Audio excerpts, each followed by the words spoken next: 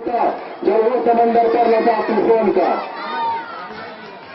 नौकरी मुद्दा दो मेहमानों तथा मेरे अजीज दोस्तों, आज के जिस खुशनुमा माहौल में हम सब जमा हुए हैं, ये हमारे हज़ार रहनुमा की अमानत है। वीडियो हमारे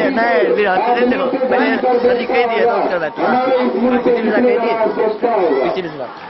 लास्ट में कह देते सर का बर्थडे आदित्य राजेश वीडियो कर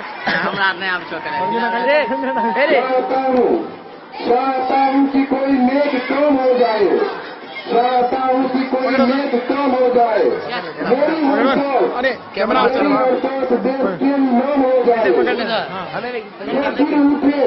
जो फिर उठे तो मेरे सामने तिरंगा हो, जो फिर झुके तो वतन को प्रणाम हो जाए।